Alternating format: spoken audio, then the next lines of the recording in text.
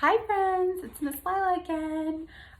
We are going to read our next chapter in The Secret of the Old Clock, our Nancy Drew book by Carolyn Keene. So we're going to start into chapter 2. Chapter 2 is called A Missing Will. The blue convertible sped along the country road. Nancy smiled grimly. I'm afraid I'm exceeding the speed limit, she thought, but I almost wish a trooper would stop me. Then I could tell them what happened to the poor Turner sisters. Nancy watched the tire marks, which the van driven by the thieves had evidently made in the dirt road. But a few miles further on, a feeling of dismay came over her. She had reached a V-shaped intersection of two highways. Both roads were paved, and since no tire impressions could be seen, Nancy did not know which way the thieves had taken. Oh dear, she sighed. Now what shall I do? Nancy concluded that her wisest move would be to take the road which led to River Heights. There was a state police barracks just a few miles ahead. I'll stop there and report the theft. She kept looking for the van, which she recalled as charcoal gray. I wish I had seen the license number or the name of the firm that owns the van, Nancy said to herself ruefully. When she reached state police headquarters, Nancy introduced herself to Captain Runcie and told about the robbery, giving what meager information she could about the suspects. The officer promised to send out an alarm immediately for the thieves and their charcoal gray moving van. Nancy continued her journey home, thinking of the Turners and their problems. I wonder why Mr. Josiah Crowley left all his money to the Tophams and none to his other relatives. Why did he change his mind? Those Tophams are well-to-do and don't need money as much as the Turners. Nancy did not know Richard Topham, but she was acquainted with his wife as well as his daughters. They were arrogant and unreasonable and disliked by many of the shoekeepers in town. Ada and Isabel had been unpopular in high school. They had talked incessantly of money and social position, making themselves very obnoxious to the other students. I wonder, Nancy thought, if a way can't be found so that the Turners could get a share of the Crowley money. I'll ask Dad.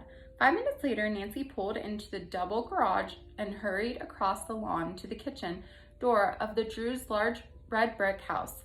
The building stood well back from the street and was surrounded by tall, beautiful trees. Hello, Nancy, greeted the pleasant, slightly plump woman who opened the door. She was Hannah Gruen, housekeeper for the Drews, who had helped rear Nancy since the death of the girl's own mother many years ago.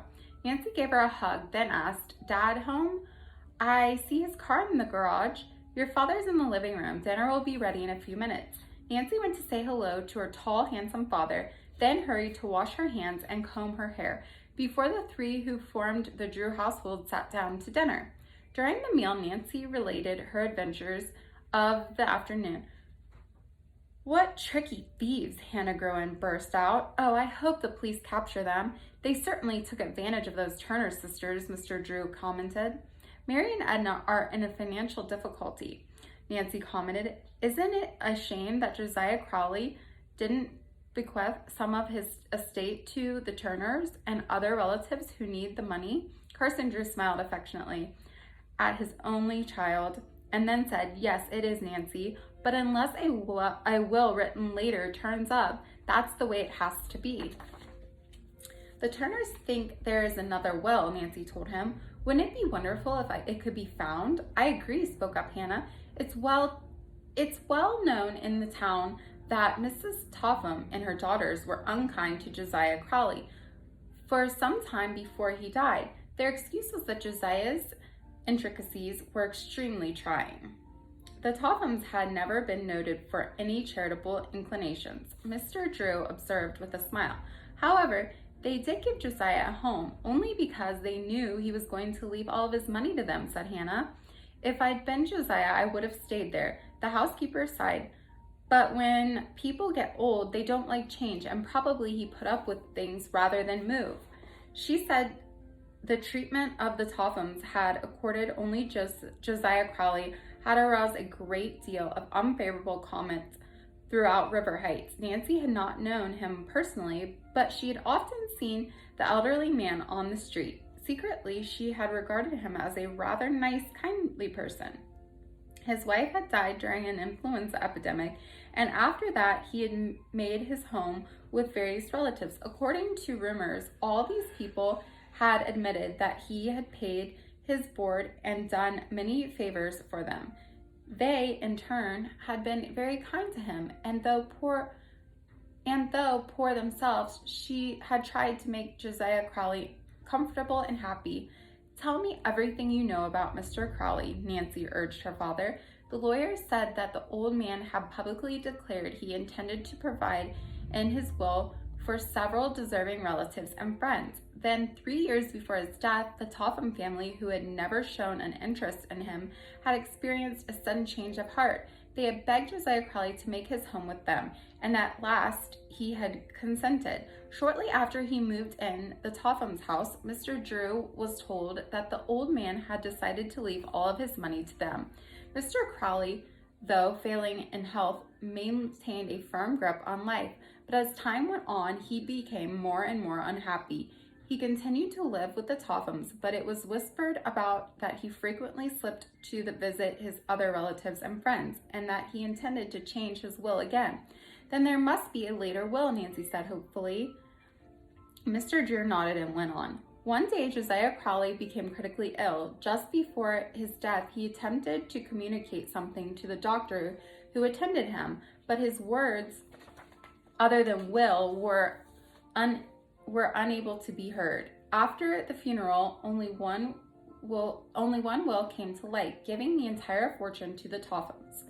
Dad, do you suppose Mr. Crowley was trying to tell the doctor something about another will, which he had put someplace where the Tophams couldn't find it? Nancy asked. Very likely, the lawyer replied. Probably he intended to leave his money to relatives who had been kind to him, but fate cheated him of this opportunity. Do you think anybody had looked for another will? Nancy questioned. I don't know, but I'm sure of this.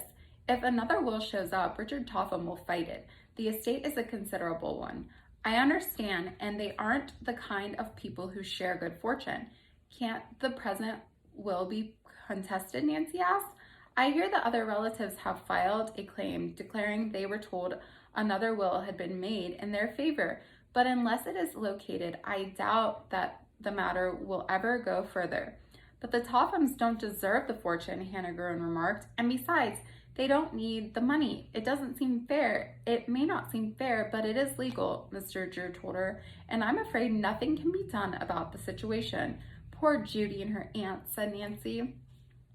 There are others affected in the same way, her father remarked. For instance, 2 young women who live on the River Road. I don't know their names. I understand they are not related to Mr. Crowley, but were great favorites of his. They are having to struggle and could use some extra money. Nancy lapsed in silence. She felt strongly that a mystery lurked behind the Crowley's case. Dad, don't you believe Josiah Crowley made a second will? Nancy questioned suddenly. You sound like a trial lawyer, the way you cross-examine me, Mr. Drew protested, but with evident enjoyment. To tell the truth, Nancy, I don't know what to think, but something did happen, which might indicate that Mr. Crowley at least intended to make another will. Please go on, Nancy begged him impatiently.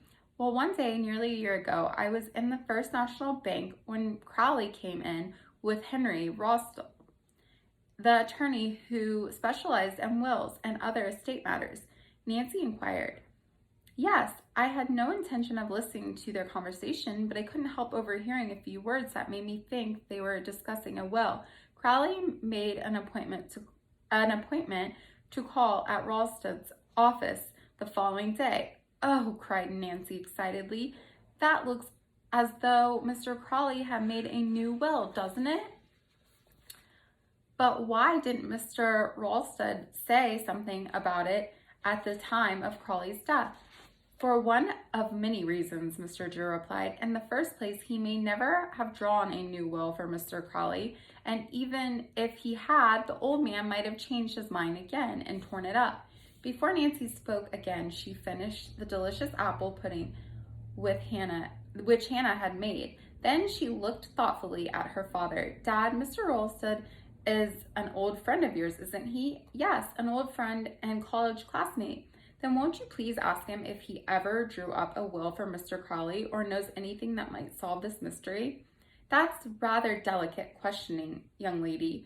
He may tell me it's none of my business. You know he won't. You're such a good friend. He'll understand why you're taking a special interest in this case. Will you do it, please? I know you like to help people who are in trouble, her father said. I suppose I could invite Mr. Ralston to have lunch with me tomorrow. Wonderful, Nancy interrupted eagerly. That would be a splendid opportunity to find out what he knows about a later will. All right, I'll try to arrange a date. How about joining us? Nancy's face lit up as he said it. Oh, thank you, Dad. I'd love to. I hope it can be tomorrow so we won't have to waste any time trying to find another will. Mr. Drew smiled. We, he said. You mean you might try to find a hidden will if Mr. Crawley's wrote one? I might. Nancy's eyes sparkled in anticipation. And that is the end of chapter 2. And we will see you tomorrow for chapter 3 and to see what this meeting has in store for Nancy. Thank you for joining us. Please recharge me.